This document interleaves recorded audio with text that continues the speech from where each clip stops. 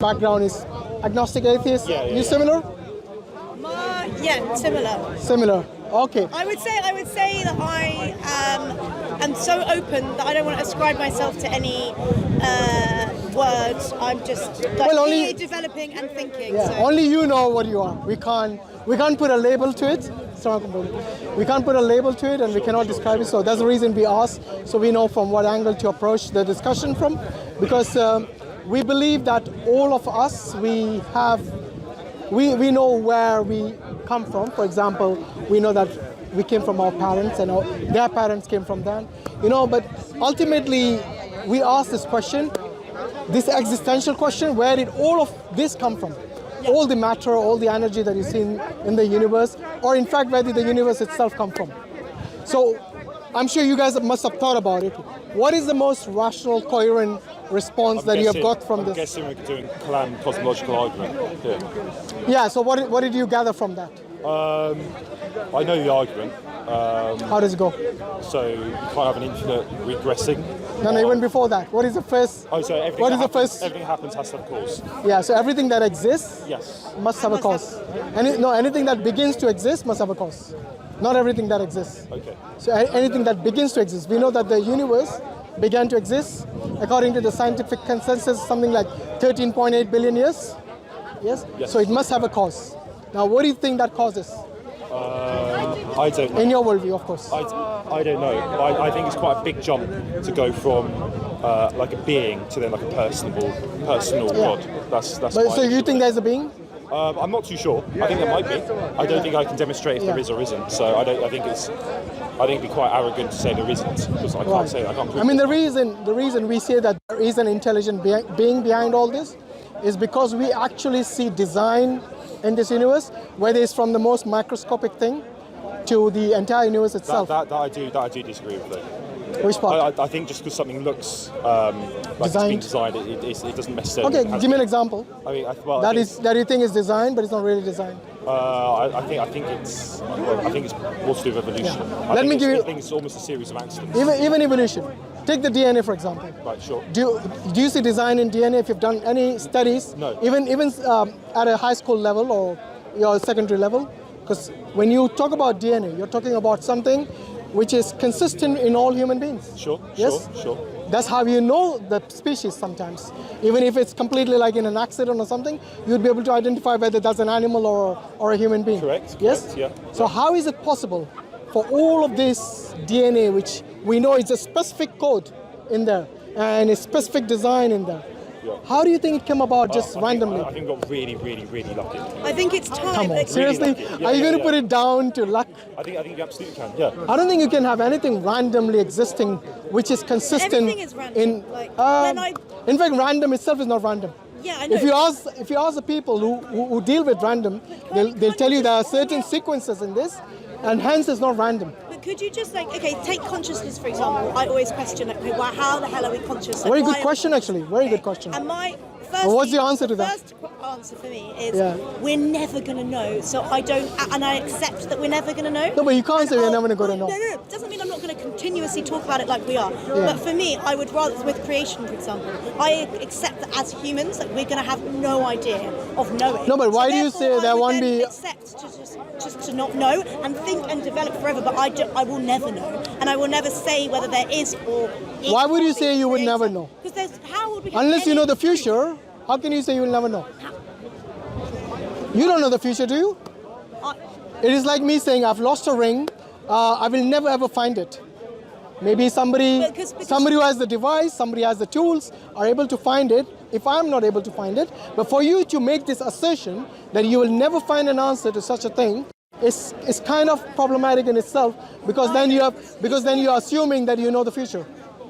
Okay, I wouldn't say that I don't know what you meant by we, but I'm assuming human beings, right? I wouldn't say I'm predicting the future. I'm saying that I'm making a wise decision, having looked at the history and having looked at the way the world's developed, how there are multiple religions and stories that people love to ascribe themselves to. We have people who love to think about what's it called, star signs and everything, which I love. to think about, but Yeah, that's but- their own narrative and story. No, but hold on. And there is in history. People have time- spoken about consciousness. Other religions have spoken about consciousness. In fact, Islam speaks about consciousness. Today, if you go and speak to a psychologist, they will speak to you about consciousness. They'll tell you about emotions and how you actually are impacted by it. So consciousness itself, which we call the nafs, okay, it's quite broad in its understanding, but we do have a lot of information about it. Yes? What do It you can, think for consciousness example, is? Why are we conscious? for example, how would you define consciousness? I define it as an inner awakeness, an inner monologue, and an inner aliveness. It's basically just awareness. Sorry? It's just awareness. So if Awareness. to be aware of your environment, that's if you're conscious of your environment, hence you are conscious. That sounds like you're saying it's like a physical thing then. No, it Like is not. it's No, just it's not physical sensory thing. experiences Your and consciousness how is it something which processes which the scientists have no empirical evidence for. So it cannot be physical. Because if it was physical, they would have by now had the evidence for consciousness. The reason it's called the hard problem of consciousness is because you, I, and all the scientists know that we have consciousness, yet they have no empirical evidence for it. But just because they don't have empirical evidence now doesn't mean they won't have it in the future. Exactly my point. That's what the lady was saying, that we will never know. To make this assertion itself is problematic because you don't have the tools maybe right now. But all I'm saying is that, in fact, there's something called the philosophy of science, which does believe in consciousness, which believes in the metaphysical, yes, which can explain to you things about your emotions and so on. Like I said, psychology is one of them. Yeah. But itself, thing which is the study of the naturalistic world, Right. which is beyond the scope of science to understand the metaphysical, like your consciousness. Going back to that point previously, Yeah. you're saying it's beyond the point of science to understand metaphysical. Different now. sciences. One is called the philosophy of science, the other is naturalistic science. So even science has different fields. Okay, but the philosophy of science part just sounds like Like what? I don't really. It's much more broad than actual science, you know that. Yeah, but how is it science though?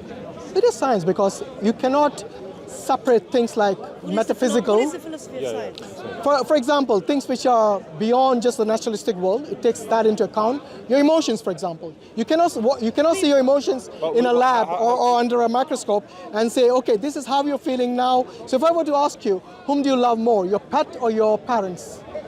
How can you, other than yourself, how will you prove objectively to anybody else your answer? You can't.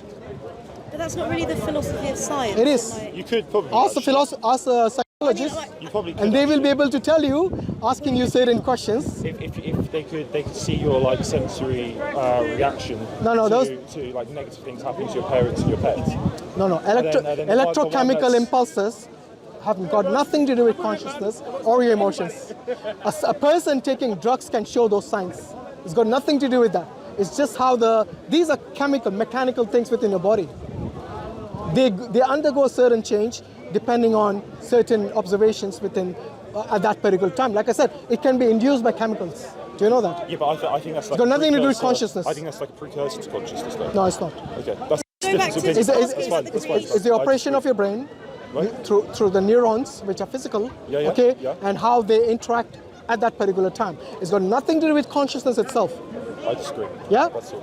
And Well, I think they wouldn't call it- maybe artificial my friend, they wouldn't intelligence, call it the how hard that's getting problem. So much better. Yeah. That's getting to the point where. No, that's psychology. So the psychologists, they ask you certain questions, and based on that, they deduce the answer. That yes, you love your cat more than your mom. See what I mean? So this is through inference, and there's nothing wrong in that. But that doesn't mean that they have evidence of that they can observe under a microscope. So it is based on inference. See what I mean? Similarly, we can understand where the universe came from based on inference. So if I were to ask you that the universe created itself, would you believe that? Or would that even be rational? I'm not sure, actually. Okay, it did exist at one point, and then it created itself. Think it didn't exist, It didn't exist, and it it created I itself. don't think Is it that makes- you rational? can't- No, it doesn't make sense. Thank you. It doesn't make sense that it created itself. Yes. But That why? would be like saying a mother gave birth to herself. Yeah, I Yeah? appreciate your Something point, like that, yeah. similar. I appreciate It's an analogy, I know it's not perfect. So taking it back to like what you think a creator is, then like what? Is Okay, so before we jump to the creator, we need to go through certain inferences and to understand. cosmological argument which you talked about, the first point of that is anything that begins to exist must have a cause. Now we have already eliminated that the cause could be the universe itself. Do you agree? Because the universe didn't exist. It didn't exist in the first place. There's no way it could have caused itself. I know how Yeah, this goes, I've done this as well. Okay. Go on then. But you answered the question for me actually, so I'm so glad. That worked for me. Alhamdulillah. Okay, let's say, Kate, say that we've taken that as a Yeah, as that a is fact. so. That is We've taken taken care that. of. Yeah. Now the other possibility, where many people say, is that can something come from nothing? Think before you answer. Can something, like you and me, like the universe itself, can it come from nothing? And if you want, we can go through what nothing actually means. I know what it means, but I How do you define absolute nothingness? not even like a void. Yeah. There literally is nothing. How would you define absolute So you nothingness? can't really define it. It's not like- It's very hard Okay, to... let me rephrase that question. Does nothing exist? No. No. Good answer. I'm surprised you guys know this, mashallah. Let's work for me, like I said. Because many We times, study philosophy. alhamdulillah, many times I have to actually go through a lot of lengthy discussions I'm sure. just to understand, make them understand that nothing doesn't even exist. Because absolute nothingness, I would define it as absence of everything.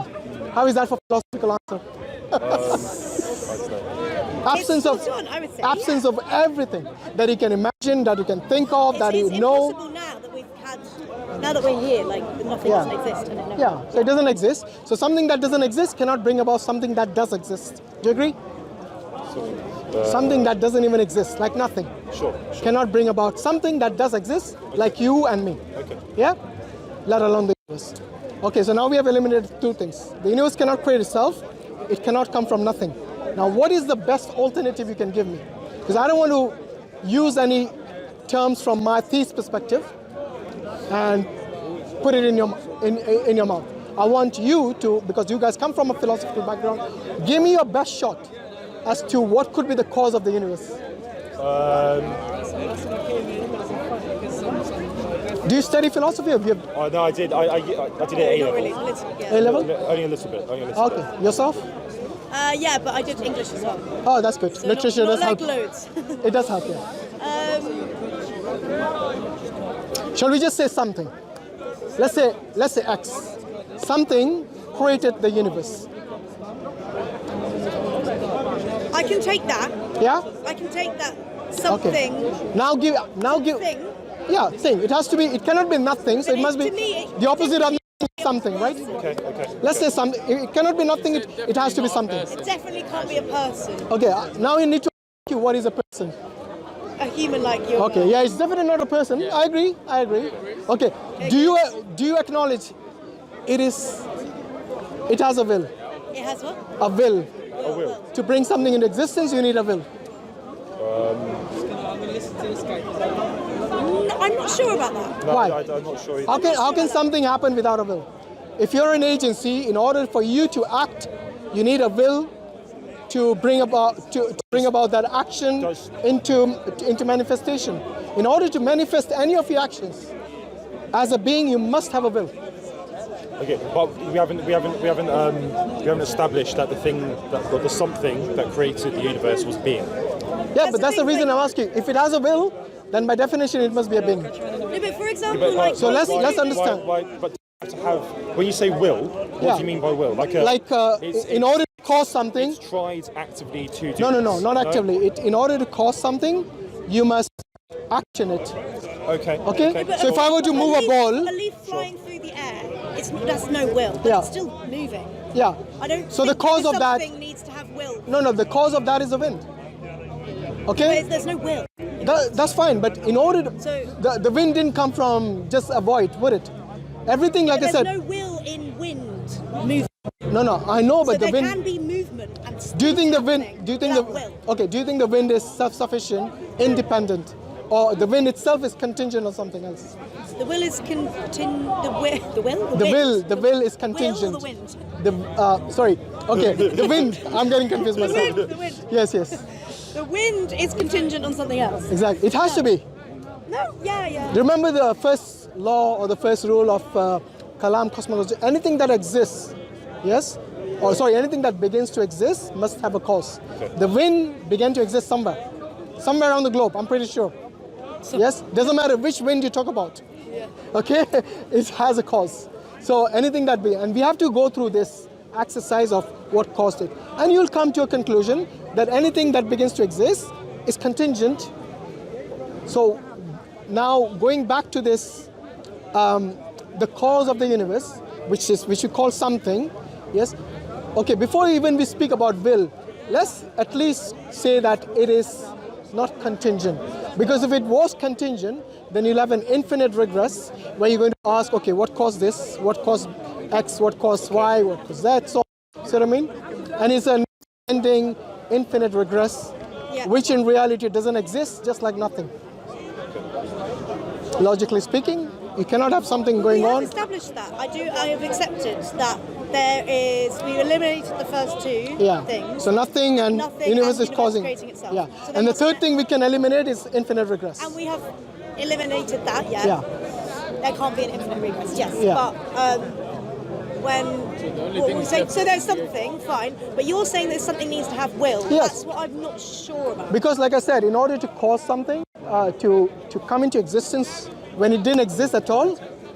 No, I'll just say, sorry, I didn't mean to. Yeah, sure. But think about it this way, like, if you have all the ingredients, because when we're talking about the universe, we're talking about like a really long time, and maybe people like to say that, things happen over a long period of time, and it's a mechanism, there's no need for will and all this stuff. If you think about it this way, like, if you had the ingredients of a recipe in a kitchen, you just had the ingredients there with no willing agent. If you left it there for 1,000,000 years, will the recipe ever be made? Okay. So you could have all the right ingredients for a universe, for existing, all these things, right? But if you didn't have an agent with a will that willed this and took all these things and created this, To action it, you need something or someone to you need action it. somebody, an agent to do this thing. So you could tell now that Why this are we saying it's somebody? No, but How could it no, we are still on something. So surely We're still on something. Sorry. Something. Yeah. We're still on something. So in order, look, if anything, then automatically it is a being. Do you agree? It's a being. A being. A yeah. being. Like It could be a being. Okay, all this a human being. You have the other example could be just chuck up a load of letters and it lands into Shakespeare or something like that, right? No, not even. that would be magic. Where do you get that from? No, but technically that could happen.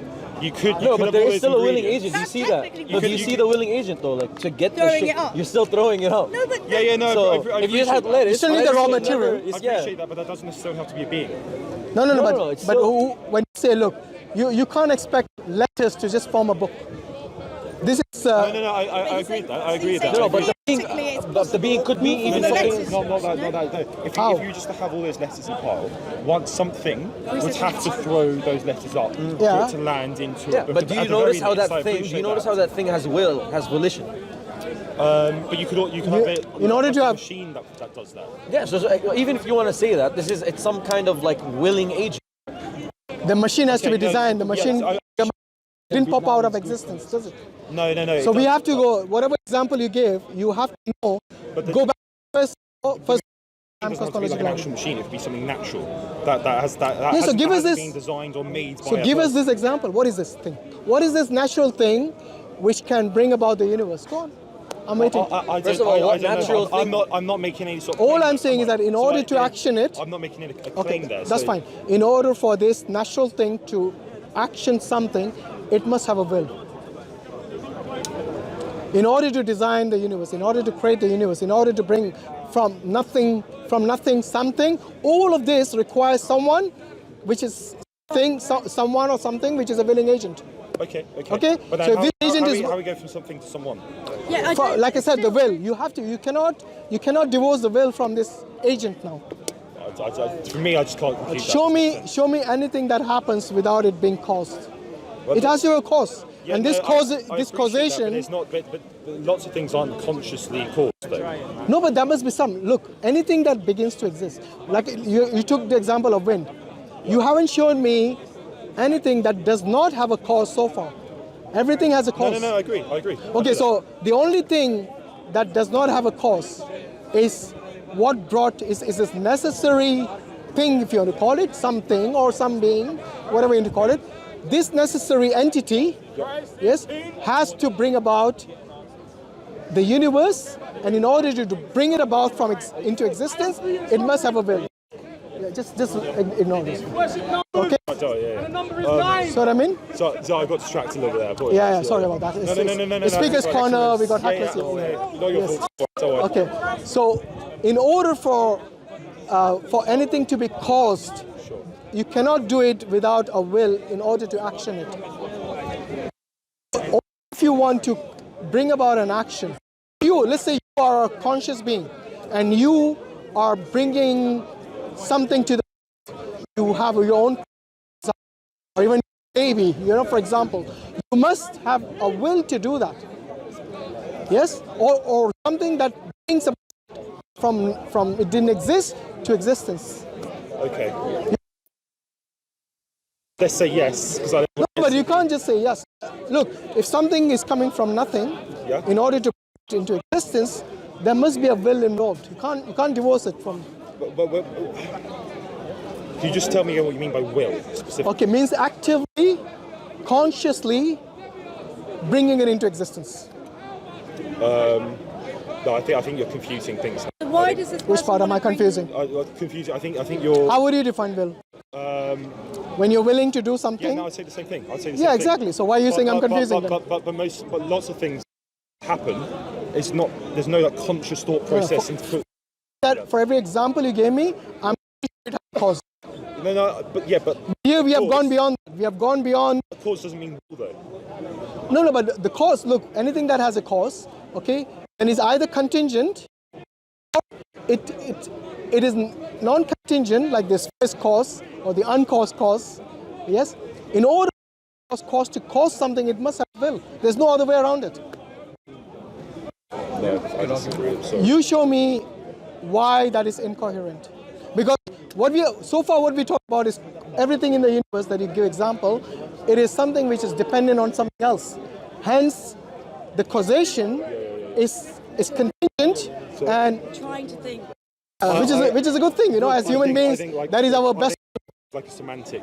Or like the semantics is the thing that you're. If you want to call causation semantics, that's up to you. But it's pretty scientific here, in terms of something which is contingent and something which is not contingent, not dependent on anything, self-sufficient, self-existing, has a will, has intelligence, designs everything that you see from the micro to the macro.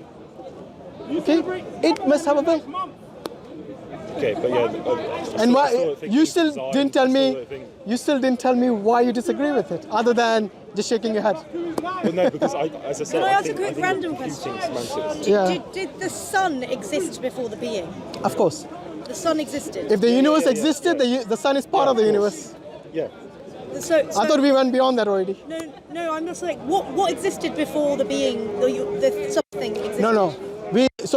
Taking it one step at a time. I'm saying the universe itself didn't exist at one point, and everything that you can imagine in the universe, including all the energy, all the galaxies, all the suns, yes, all of these are contingent. All of these, all of this is contingent on the creator, something if you want to call it, some being or some entity. But we can't. You know how we can't contemplate nothing. Yes. So what happened? What was there, or what existed before that? Then. Yeah, we can't contemplate. I agree with you. You can understand the concept. Yeah. Like you can understand the words. I can't understand the concept. Well, let's see. So, absolute nothingness is the absence of everything. Yeah, we already eliminated nothing. But that's just language. That's just like words that we've used. Like we can't actually contemplate. Okay, I'll give you a good example. Your ideas have to be put into words. There's these. In order to communicate, that's the only way human beings can communicate. Yeah, but just because we can put words doesn't mean. I'll show you. I'll give you a good example in geometry. In geometry, there's these shapes. Like I forgot what the word. Like a 1,000 shape. Polygon, I guess. Okay, yeah. There's names for these shapes, yeah? We could never conceptualize, we could never think of or imagine them, basically, but we can understand them conceptually. So you can't, see or vision in your mind what a 1,000 shape polygon actually looks like, because we've never seen anything like it. 5 dimensions. But we could define define one, and you can understand that this word means 1,000-shaped polygon. You don't need to be able to see it to understand it. You know what I mean? Okay, that's fine. Yeah, sure, go on. Okay, so that makes sense to me. But then, so say there is this nothing, then Nothing doesn't No, exist. there isn't. That's the point. No, there is something. No, but before the being that you're saying, before the being created the universe, Yeah, so there was nothing. There was never So nothing. there was always. No, wait. Yeah, No, that's no. always a being. And that's what I meant by the necessary. There's always been a being. That's why I said a necessary being, as opposed to the contingent existence, like the universe, like you and me, everything. So there has to be something always there, someone or some entity always there, which we call the necessary existence, the Why necessary do we call being. it someone? Because there was no. Because I- for the someone to be on. because- So is this someone? What is it? Yeah, I know, but what is God? You can call- look. energy. To make things No. easier, we don't. Yeah, I know, but what is God? You can call- look. energy. To make things No. easier, we don't believe in God as a human being. So when we say someone, we're not talking about a human being. So why do We're we talking attach the being language to what you believe is God? Because a being That's has a big problem I have. a being has to have a will in order to do something, to action something. In this case, the universe, creating the universe. So it has to be an intelligent being with a The will. problem I've got that is I don't necessarily it has to be like a conscious, intentional thing. Why not? Why does it have to be? Because that. Because Can I tell you why? I'm not making the Can I claim tell that. you I'm why? not saying it wasn't. Let me but tell you I'm why. not- Let me I'm tell you just- why. go on. Because if it's not an intentional, unconscious cause, if it's a mechanistic, that's the only other alternative. Sure. If it's mechanistic, like you said with the AI, eternal causes have eternal effects. So what does that mean? So if there is, for example, if I turn the light switch on, there's no lag between me turning it on and the light coming on. So, because we know that existence wasn't always here, and we know that prior to existence, there was this thing, that means the cause is not a mechanistic cause. You see what I'm saying? Because mechanistic causes, there's no lag. If the cause exists, the effect necessarily exists.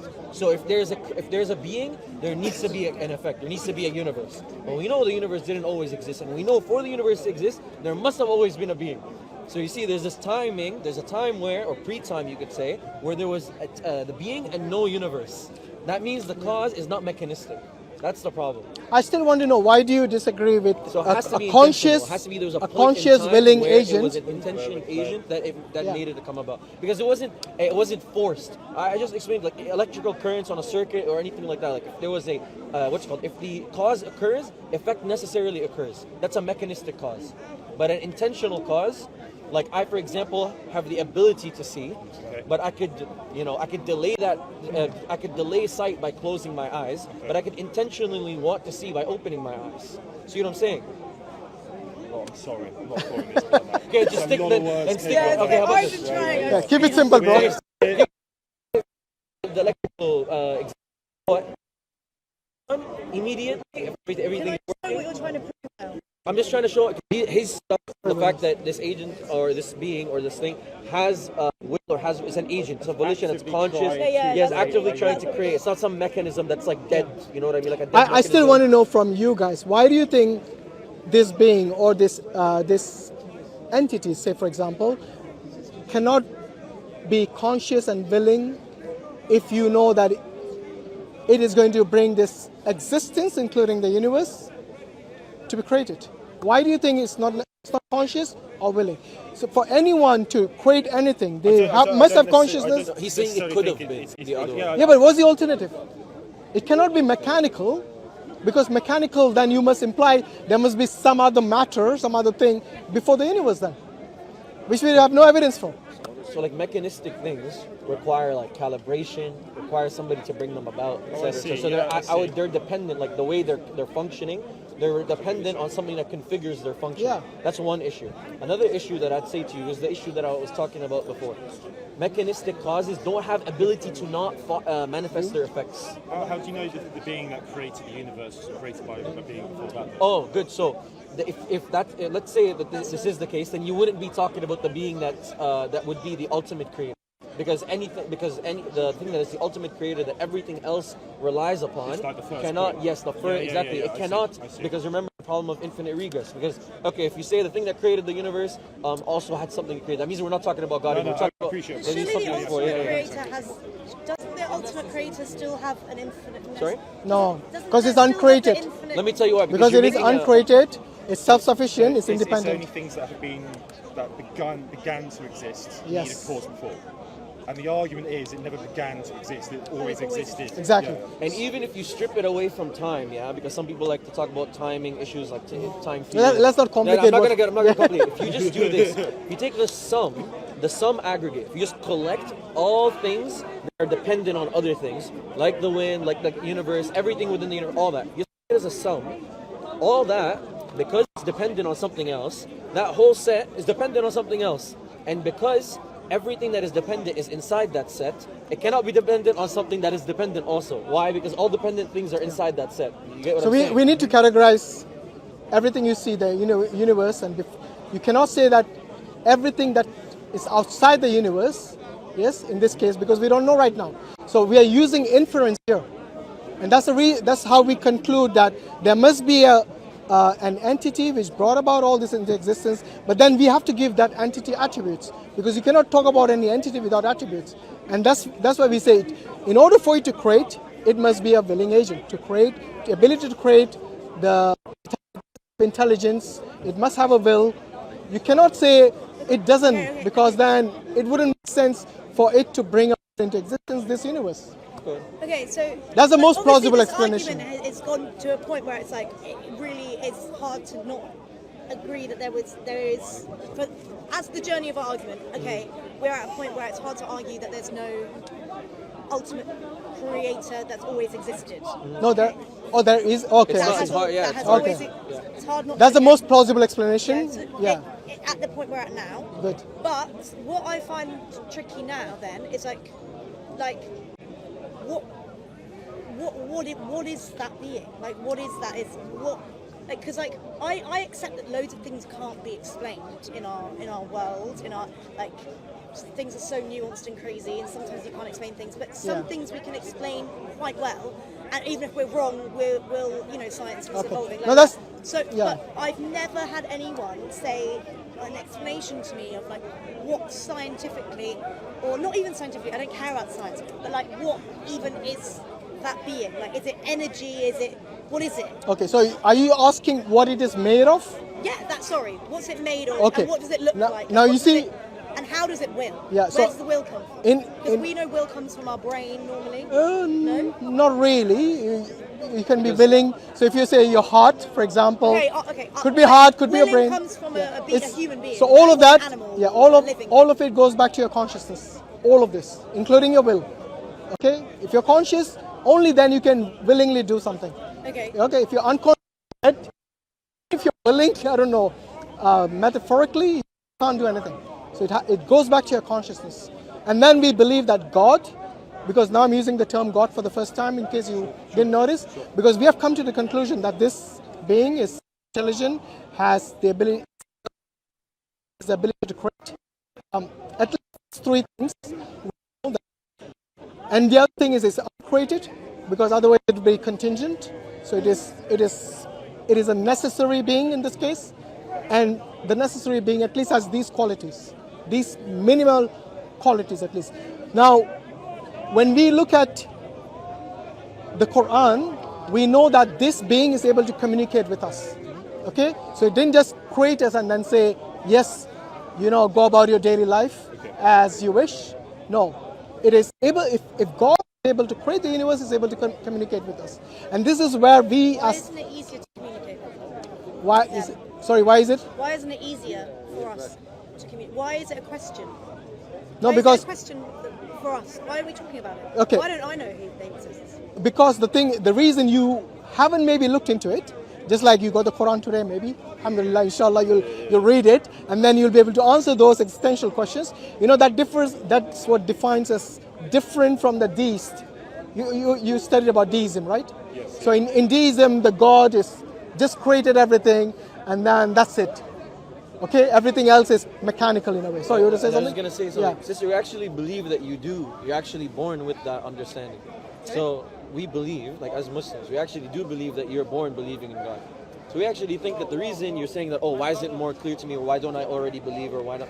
We don't think that that's a product of God. We think that simply in the Quran it says that it talks about your natural inclination. We believe in this thing called a fitrah.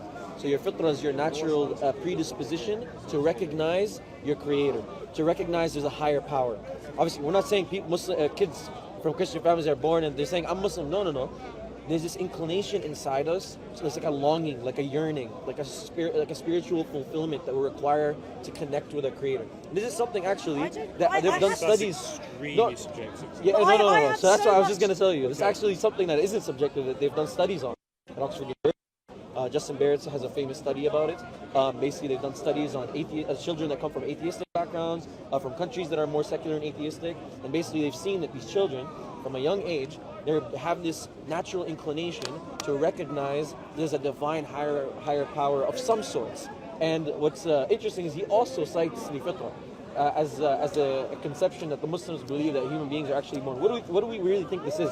God who created you, like He created everything else with a purpose, created you with a purpose, and left in you a signature, kind of a way to, like a signature of the Creator. It's like a longing or yearning for the one who created you. But what happens is what? I want to land for your point, because your point is a good point. Why? Like, it's a good question. Like, why don't we have this? What happens is we're born, and this is also mentioned in the Quran. When we're born on this natural fitrah, and then what happens is our parents, change our beliefs, and obviously from beyond our parents, our socialization. So when we study in sociology, there's primary socialization, secondary socialization. Primary is your family, your home. And then secondary is when you leave the house, you get educated, and when we're in a secular, really pushes away religion, that's really capitalistic, that's materialistic. So it pushes all these things on you, and it preps you to be a 9-to-5 worker. It tells you the things that are worth pursuing in life are things that are mostly hedonistic and things that serve the capitalist interest, which is basically being a productive member of the economic part of society. So it doesn't give you value in, don't spend time like searching for your purpose or searching for whether God created you, or fulfilling these spiritual answers. That has no economic benefit for the system, the capitalist system we're living in. So it pushes away these things, and you get socialized. And by the way, not just you, all of us, we all get socialized into this. And what happens is your fitrah becomes veiled. So we believe the fitrah could be unveiled and veiled and clouded, basically. So when you go through all of this, your fitrah gets veiled. And when you start now looking into... I have a deep yearning of in me, which is not really to do with a belief in a higher being. It's to do with like appreciation of like the amazingness of the world and life, and also I'm not a 9-to-5 person. I want to like be a traveller. It's not really like I'm within this. So you're already breaking away from your socialization in one way. I'm within this socialization, but I know what you're talking about with this inbuilt, whatever this study has proven. It's a natural inclination, a disposition. But I think that study, you can't really like prove it's it. It's not one, by the way. All those children have been within some kind of socialization themselves. Like I used to write in my diary about a God. No, so I'll explain to you. So generally speaking, or it could be your inner, natural disposition, which you didn't realize is actually making you think about, you asking these questions about and wondering about the nature around you. Actually, that itself is from the fitrah, because you're asking these existential questions. Where did all this come from? Just 1 second. I want to your point about 2 points. You mentioned gratefulness and appreciation, and you mentioned the point about the studies. So these studies are peer reviewed. So I don't want to get into a back and forth about like how valid it is. Yeah. If they're peer reviewed, they're peer reviewed. Like that's what it is. And it's not one. There's a lot of studies, and in fact, the popular. Sorry, I just want to go back to what did the study try to prove again? It's showing that generally human beings are born with a natural inclination, a natural yearning, and a natural belief to recognize a creator. Like basically, what is the conclusion? And this is a lot in the psychology of religion. You can look into the psychology of religion. They have some literature on this stuff. It's basically actually atheism is not the default position. In fact, it's believing in God. Atheism is actually an acquired position, they call it in the literature. So why? Because atheism is a positive denial of something that we generally as human beings believe if is someone true. was born just on like a desert island, never met another person ever again. They would believe in a creator. You think, But okay, a creator or God?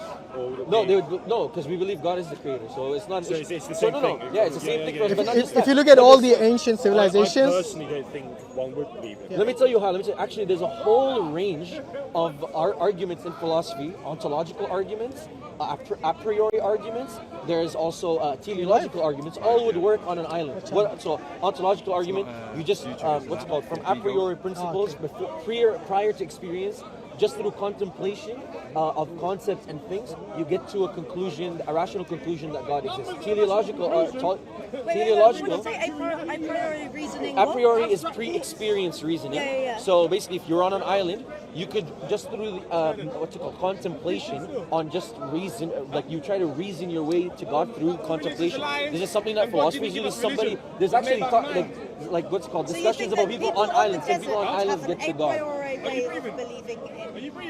yeah. Of course. And Because look, if you look at, brother, of, just one second. If you look at all the ancient civilizations, you will say they worship something or the other. Whether it's stones, whether it's something which is a being which they don't give a form to, they always gravitate to believe or worship something. Okay? But many times, like you said, the fitra, your natural disposition is clouded, and then you might gravitate towards something incorrect, wrong. And it happens through nurture, not through nature, but through nurture, through your family, through your environment, and so on. But then let's go back to what we were talking about, trying to eliminate everything except for this necessary being. Do you believe that there is a necessary being which brought about the universe into existence now? Just really quick, one important point, because you mentioned appreciation. Because we're trying to show you actually what we're trying to ask you to ponder on and accept is actually something you're actually yearning towards closer and closer. Because what did you say? You said, I have this appreciation. I really want to. No, I'll tell you. So, but in the Islamic conception, what we see is actually denying the Creator is the ultimate form of ingratitude. So what you're doing is the opposite. Actually, you're saying, I want to appreciate. You're looking to appreciate. So what you're doing is actually in line of what we're saying to you. Because what we're telling you is, accept Islam, become a Muslim, which is what? Accept your Creator and submit to Him. This is the ultimate form. Sorry? Oh, let me. Language is also really weird. Tell you why we say submitting. When we submit, we're saying you gave us everything. That's why it's the ultimate form of gratitude. Because we're saying, look, nothing that we have came about from ourselves. You didn't work for your eyes. You got it for free. You didn't get a receipt for your eyes. You didn't have to pay for it. When you go to the doctor, doctors do stuff for you. You have to pay for it. You pay through it, taxes. I get the NHS here; it's free and stuff. But generally, you're still paying. You're still paying in some sort. You're taking part in society. You're paying in some sort. The point is, you have everything. Your parents, all the blessings you have in your life, this universe that you exist within. Everything that you have is from this Creator. So submit. What do you mean by submission? Is basically the will of your will is kind of in sync here, because He wants you to know Him and to appreciate His creation, and that's how you appreciate Him. So you might not be doing it actively, knowingly, but indirectly you are still submitting to His will, because He told you to seek Him and to search for Him by appreciating His creation. Allah says to look beyond the horizon and within yourself so that you know. Yes? Know what? Know that He exists. I still don't understand why. What's the thing called, the fitra? Sorry. Is that? The fitra. Fitra. Yes, fitra. Fitra. The fitra. Yes. The fitra. The natural disposition, basically. I still don't understand how that is enough to explain why. It's Oh no, we're not saying that's enough. No, we're not. I just told you that's interesting. My question was, okay, so why don't we all, as humans, all just agree that? I gave you the. You know why? We have these, God gives us the fitrah, but then fitrah could be clouded or it could be unveiled by what? Your socialization and what things you consume and what things you do. Not everyone agrees or believes in God is because of their fitrah has become veiled, yes, because of things they've consumed. For example, somebody who consumed a lot of even experiences. Somebody who went through horrible experiences with religious people clouded their fitrah, and then they started doing, for example, very irreligious acts that also clouds your fitrah. Then they consumed a lot of atheistic literature, also clouds your fitrah. So basically, it's a part and parcel with living in a multicultural society where you'll meet people from all walks of life. You also will actions. Some of them are good actions. that will uncloud your fitrah. Some actions are actually actions that will cloud your fitrah. For example, somebody will tell you, "Oh, I don't know why I can't connect or seek with God," but then they do ungodly actions. We believe that ungodly actions, of course, they cloud your fitrah, and they cloud in the same way. You know the concept of numbing your conscience. Like I don't know. Like, for example, somebody who's like trying to seek God but is killing people. Like, you see what I'm saying? So they will have. What about a more realistic? Like, what about a more realistic example? Somebody who's lying all the time, somebody who's cheating people wealth, somebody who's cheating on their wives, somebody, any actions that are immoral in the sight of God, and you're doing them, but you're saying you try to seek God. This will numb your conscience. It will numb your fitrah. I think we probably have done an over fitrah thing here. She had a so about good point, but so basically, earlier when I said God is able to communicate with you, that is something that you need to ponder on, because if God can create this universe, then surely He can communicate with us. And the communication, Allah says in the Quran that God sent messengers and prophets to all the nations of the world. So it's not like He has left us unguided. So the guidance for us is that Quran, and that is what we mean. If you read the Quran and you ask questions based on that, you'll come to the understanding that this life of ours has a purpose. Like everything we have, even your clothes, even your necklace, it has a purpose. Why do we as human beings, who are more complex than anything that you see around, not have a purpose? See what I mean? And this is what we need to align ourselves with. What is the reason we are here for? And what will happen to us? One day we're all going to die. Whether you believe in God or you don't. Yes, whether you're a strong believer or you're completely the opposite, The question is this: if we die, and we know we're going to die, not if, certainly when we die, yes, the question. You think we could still live because we don't know? Say again? You think we could maybe not die because we don't? No, but even in future. Yeah, I know, but Before, you don't know the future. yeah, I know. Even scientists, trust me, even if they go future, at best they're thinking about extending your life, not making you eternal. Right. Because I don't think anybody wants to live eternally. Not quite that way. You know what I mean? Can you imagine that? Okay, so imagine you die, yes, and then there really is God, and there really is an afterlife, and you have to have accountability for everything that you did in this world. Yes. Now you tell me, who has taken the big risk? The ones who are prepared for the afterlife, or the one that maybe there's a God, maybe there's an afterlife, we don't know, and we'll live our life the way we want? Tell me who's taking the bigger risk. You see what I mean? Well, I'm happy to take the risk. No, I'll tell you why you're not. You wouldn't. People say, I'll tell you why you haven't thought it through. Okay, you haven't thought it through, that's why. Let me tell you why you're not happy to take the risk. Because what we're asking you to do is an investment, yeah? We're asking you to take a reasonable amount of your time in a finite life to actually investigate what could possibly happen to you in an infinite afterlife. See the point? So you really, as somebody who's grown up in Western society and stuff, we really care about being happy, right? I can't wait to come back to life and be like, fuck. No, seriously. No, but for you taking the risk, it's basically like you saying that I got a test in a week's time, but then I'm not going to prepare for it. I'll take my chances. But I don't know. That's exactly what you're doing. And not just that, you really care about having a happy life, right? In this life. Do you care about having a happy life? Okay, so if you care about having a happy life in a finite life, imagine how much real care you have if there's an infinite afterlife. That's a good argument. I'll think about it. So just keep that in mind. Keep it in We're mind. not asking you to do something unreasonable. We're telling you, look, if you really care about happiness in this life, you're going to care a lot more about happiness in an afterlife. And why? We're also not. It's not arbitrary that we're telling you look into the Quran. Why? Because, like my brother said, what's called throughout history is demonstrable. We have the stories of many people in the past who came and claimed that they've had a revelation from this Creator.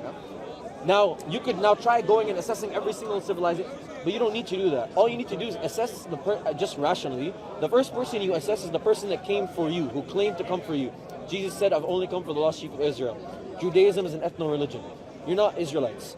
The only prophet that you could look at historically that said, I've come as a mercy to mankind until the day of judgment is the Prophet Muhammad, peace be upon him, and he says the final revelation is the Quran. So rationally, this is the first thing you'd investigate. So we're not saying it's arbitrary, just because we're Muslim, investigate the Quran. It's like, no, it's like, if we were in the time of Jesus, we'd be followers of Jesus. We wouldn't be Christians, though, because Christianity is something that came after. Jesus wasn't walking around saying he was a Christian. So, same with Moses. The term Judaism came after Moses. I think one way to shortlist, because obviously we don't have the lifetime to go and investigate every religion. So what I normally say is that shortlist the religions which claim to be monotheistic. You know, because if you have more than one God, you'll have problems, you'll have chaos, isn't it? Like if one God says... Yeah, I don't know. Anyway, thanks for your time. Look into